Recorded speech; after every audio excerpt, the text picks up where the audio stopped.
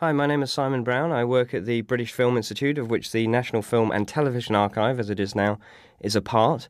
And you're about to watch a 100-year-old piece of British cinema history. This is the first film version of Alice in Wonderland that was released in May 1903, and at that time, it was the longest British film that had been yet produced. It ran about 800 feet, which at silent speed would have been around about 10 to 12 minutes. And the average film at that time was only a quarter of that, so this was really a super production, if you like. It could actually be purchased in parts as well. You didn't have to buy the whole film.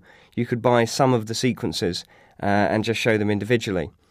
The character of the White Rabbit that you're looking at here is being played by Hepworth's wife, who was drafted in as an extra when they needed more actors, and the part of Alice is being played by Mabel Clark, who started working at Hepworth's in 1900 as a sort of general help-out girl, making costumes, making tea, so on and so forth.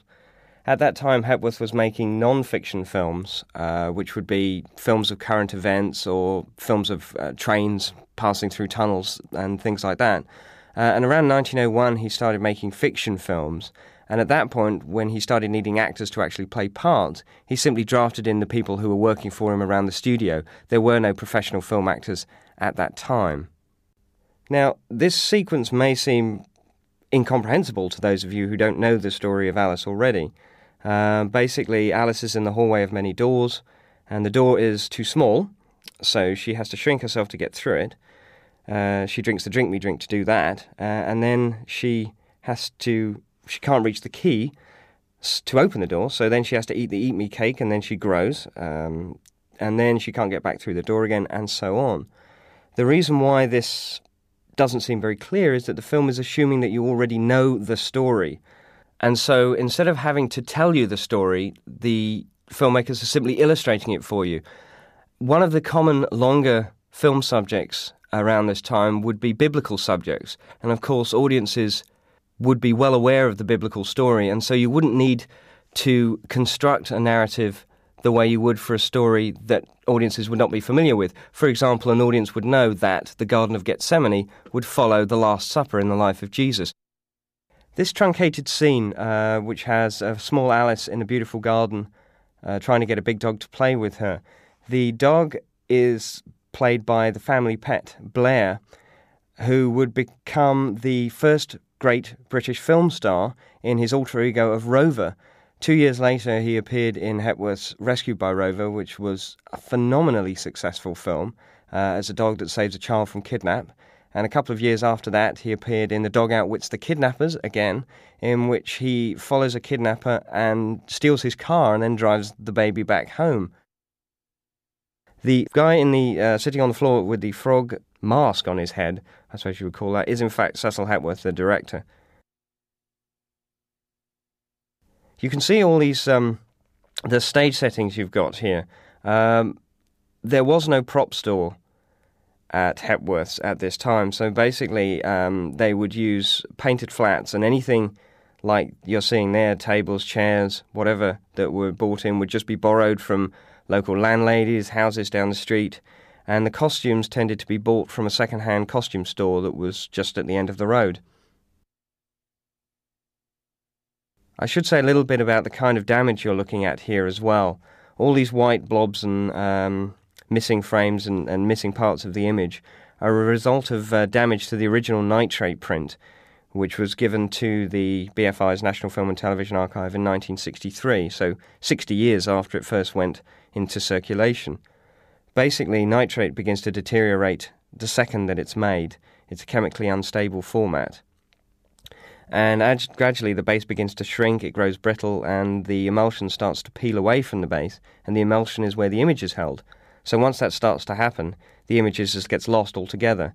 The only way to restore these images, basically, is to find another copy of the film, which you can use to cut in the missing bits. Unfortunately, this is the only copy of the film that we've yet come across.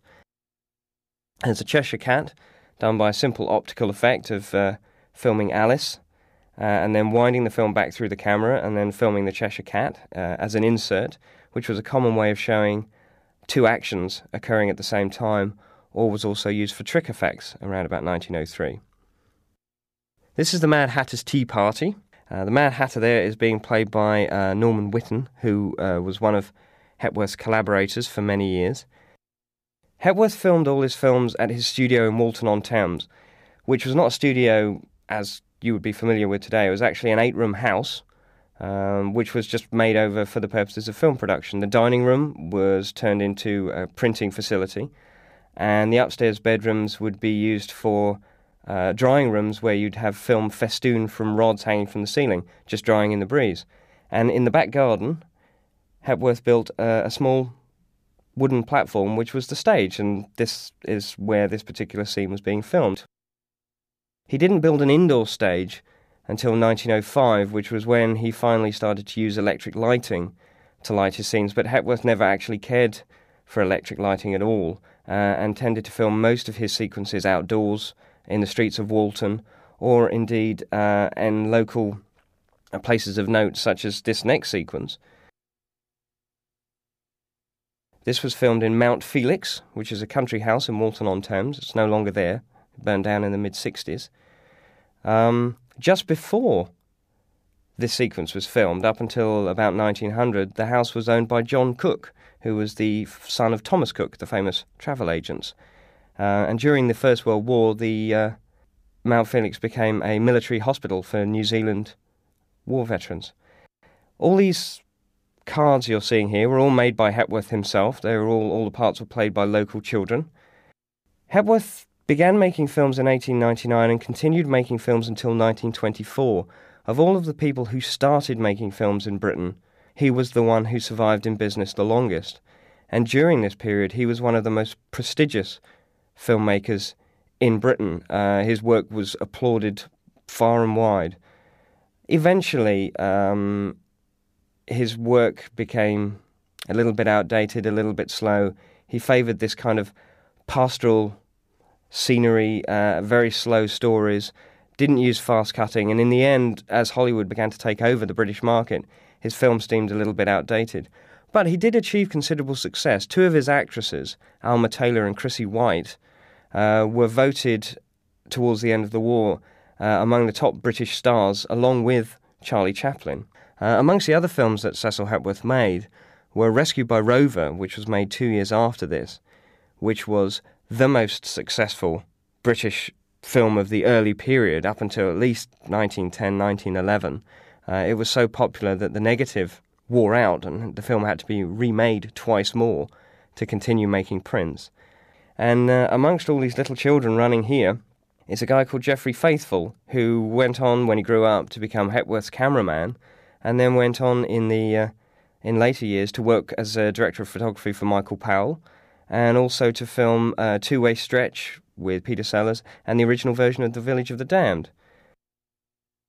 So Hepworth is a figure that you may not know, but back in the 20s, he was a very, very important British filmmaker, and it's good that you've been able to see one of his films.